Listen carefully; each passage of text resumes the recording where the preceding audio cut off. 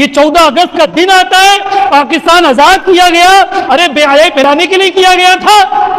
ہمارے بڑوں نے، ہمارے اکابرین نے، مفتیان اکرام نے دہلی کے سامنے گیٹ کے اوپر ہمارے علماء اہل سنت کی گردنیں لٹکائی گئی تھی. کیا اس لیے لٹکائی گئی تھی کہ ہمارے مسلمان آ کے پاکستان میں بے حیائی کرے، فحشی کرے، عریانی کرے؟ 14 اگست کے دن مجھے آپ کو اس لیے ملا تھا. آپ سوچیں کہ لا الہ الا اللہ محمد رسول اللہ کا کلمہ ہمیں پاکستان بننے کا مقصد کیوں دیا گیا؟ ہمیں آزادی کیوں دی گئی تھی؟ کہ ہم عبادت کر سکے، ہم قرآن کی تلاوت کر سکے، ہم ذکر و درود کر سکے، اپنے رب کا نام اعلانیہ لے سکے، کلمت الحق کو بلند کر سکے، اللہ کے نام کا پرچار کر سکے. لیکن آج یہ مسلمان گندگی میں پڑ گیا ہے.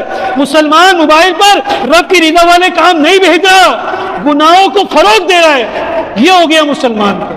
یہ 14 اگست کے نام پر فحاشی کا اڈا کھل جاتا ہے، 14 اگست کے نام پر عریانی کا اڈا کھل جاتا ہے. یہ میں کسی کو ڈانٹ رہا، کسی کو دھمکا رہا، کسی کو ڈرا رہا نہیں ہوں. جو حق اور سچ ہے، جو قرآن میں، کتاب اللہ میں، حدیث رسول میں آیا ہے، وہ بیان کر رہا ہوں. اگر مانیں گے تو سمجھ جائیں گے.